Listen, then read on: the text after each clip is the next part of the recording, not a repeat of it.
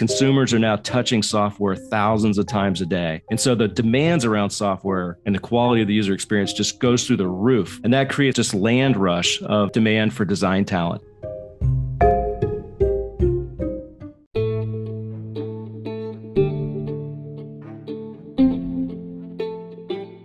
Hi everyone, thanks for tuning into Nodes of Design. To help support our mission spread knowledge, we have a very special guest on today's episode. Let's welcome Bob Baxley, who is a design executive, advisor, mentor, and advocate who has built and managed UX team at some of Silicon Valley's most respected companies. With a career spanning 3 decades, Bob's work at Apple, Pinterest, Yahoo has touched hundreds of millions of users around the world.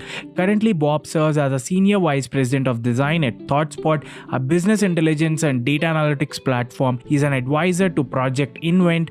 Bob is committed to recruiting and inspiring the next generation of designers by mentoring individuals and advising organizations that are working to improve the profession and practice of digital product design. In this episode, Bob had shared great insights on user interface design. We had spoke on what's the history of Silicon Valley and how does UI design developed in Silicon Valley. Later that, we spoke on what are the different frameworks for data-enabled design and why having good taste is better than having good data. Post that, we had discussed on why few companies can only design at the level of Apple and what were the lessons of Bob from working at Apple during the meteoric rise of iPhones. Post that, we had spoke on how could individual contributors can grow in their career and do executive level presentation as designers. Later that, we had concluded the show by Bob's opinion on future of design and what does he look for in a designer's portfolio. Hope you guys enjoyed this episode, and on every Friday we release new episodes with different creative leaders from around the world to help you better understand different concepts related to design. So don't forget to tune in into Notes of Design every Friday. With that being said, happy designing everyone.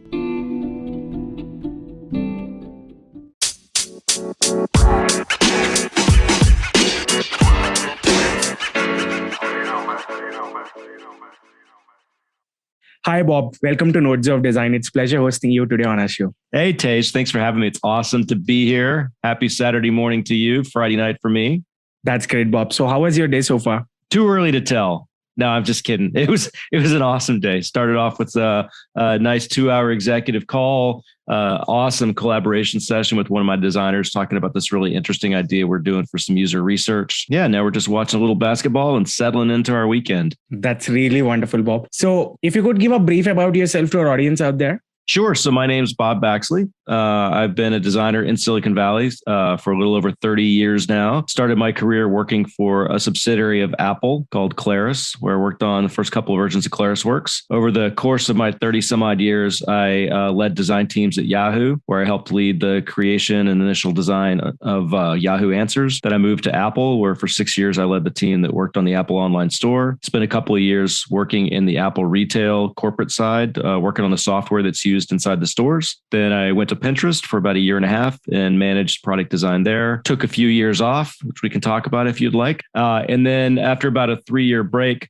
I joined a company called ThoughtSpot about 2.5 years ago. ThoughtSpot's business intelligence data analytics company was founded by Amit Singh and Amit Prakash. We have offices in Bangalore and Hyderabad, plus a big presence here in Silicon Valley, and then sales offices around the world. Also, most recently, started a development center in Romania as well. Yeah, and then I do a lot of podcasting. I speak a lot about design education, the need for more people to come into design. And have a podcast of my own that's more about how to lead a happy life. That's really wonderful, Bob. Thank you so much for sharing with us. So what was your journey into design and how did you start? And what are your tips to the beginners on how to start? Yeah, so my journey started when I was about maybe 13, and I was in 7th grade. And, just for a little context, I was born in 1963. I'm almost 60 years old now, not quite, but getting there. And when I was 13 was right at the beginning of the personal computing revolution. And I happened to go to a school that bought a Wang computer back in the day, 4K, 4 kilobytes of memory, and a cassette tape, if you could even imagine what that is, a cassette tape for storing programs. And it turns out I just absolutely fell in love with computing. I learned how to program in BASIC, which is a language that looks quite a bit like Python. And something about computing and programming just completely, stuck with my brain.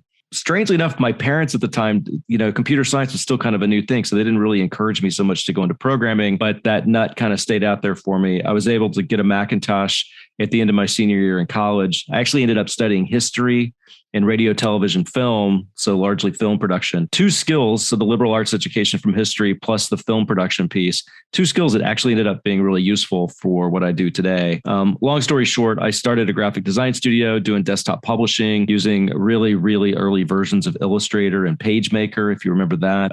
Did that for a little while and then eventually decided I wanted to get a regular tech job, literally sent 107 resumes in the mail to all the companies that advertised in a particular issue of Macworld magazine. That ultimately turned into a UI design job for Claris that moved me from Dallas, Texas out to San Francisco, California. And I started as a designer in 1990, Labor Day of 1990, working on Macintosh software that ran on a tiny little screen and it was all in black and white. And the original version of ClarisWorks was mostly designed in Mac Paint and Mac Draw. And then to sort of completely bring the circle around, about 28 years later, I found myself at Pinterest and I had the honor and privilege to hire Susan Kerr and bring her onto the team.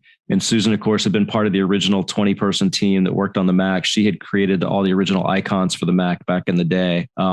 So this machine, the Macintosh that had become such a centerpiece of my life and really kind of put me on a completely different career trajectory, eventually got to work closely and now have a long-term friendship with somebody who was on that team and core to that computer. Yeah. So I would say, when you look at my trajectory, some of the things that I think people should hold on to is one, you never know where your education, how it's going to play into what you're eventually going to do. And there's not a straight line from, design's not something you come at with a straight line.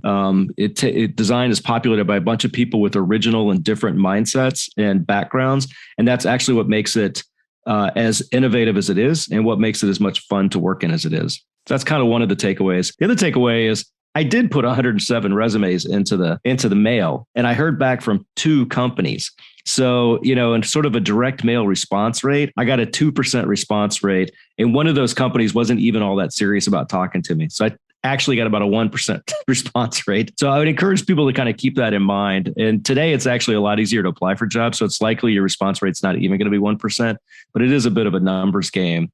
So when I talk to younger designers who are trying to break into the field, the thing that I always tell them is just, don't get discouraged. Keep going. It could take you a while to find a job. In the meantime, do everything you can to amass as much experience as you can. I often encourage people at the early parts of their careers to try to find friends who have small startup. If you can find small venture capital funds who invest in early stage companies, try to get connected to those. Work for free if you have to. I know that can be difficult, but if you can, just try to amass as many different experiences as you can. Probably the marquee experience for me was actually after I left Claris. I was a consultant for about 6 years, just on my own freelancing, which was easy to do at that point in time. And in the course of that 6 years, I worked with I can't remember the exact numbers. It was like 45 different companies on like 80 some odd different projects. I worked on TV-based applications. I worked on kiosks. I worked on desktop applications on Windows and on Mac, web-based stuff, desktop stuff, just like a whole gamut of different types of software. And I think that was actually sort of one of my marquee learning moments because you're working in all these different mediums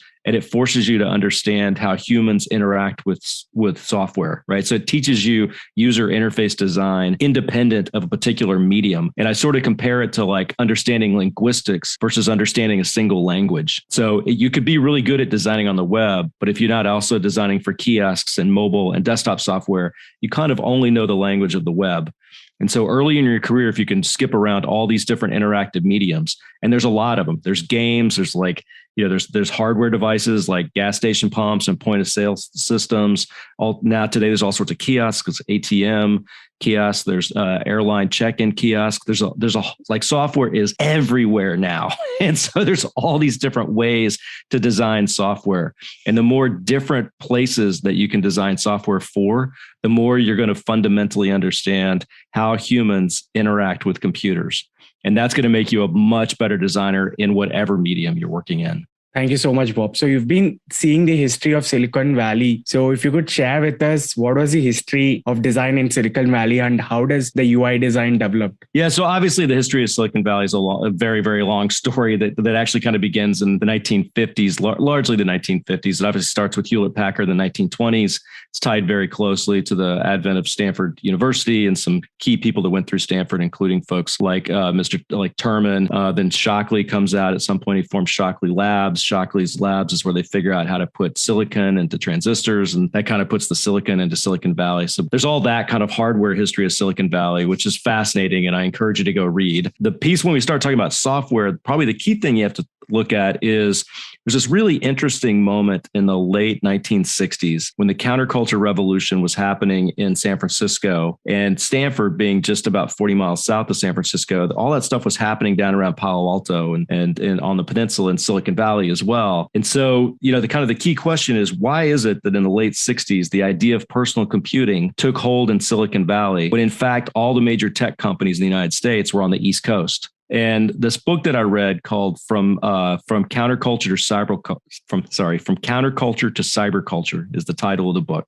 In that book, the author talks about how it was only on the West Coast where a very small group of people, mostly working at Xerox Palo Alto Research Center, but a few other folks around that, like Stuart Brand and some other people, they had this idea that personal computing was a new sort of medium, that software was a medium on par with movies, music, and books. And like that idea is an incredibly powerful one. And because it positions software not as a tool, but as a communications medium.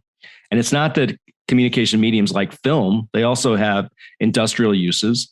So it's not saying software is art. It's just saying that it is a communication medium on par with movies, music, and books, which is a super powerful idea. And so hold on to that idea for a second. And then you talk more about design in Silicon Valley. So obviously, as soon as you get anything that looks like a graphical user interface, which happens with the Mac and a little bit before, and then those ideas all sprung out of Xerox PARC by and large, not completely, but by and large. If you really want to learn about the original ideas of what we think of as personal computing, look for an article called As We May Think by a gentleman named Vannevar Bush. It ran in the Atlantic magazine in, I think it's the early 1950s. And that's sort of one of the earliest mentions of multimedia computing as we think about it today. But those ideas really bear fruit later at Xerox PARC with the work of Alan Kay and some others. And of course, they created the computer that Steve Jobs and others saw early on that became the inspiration for the Mac.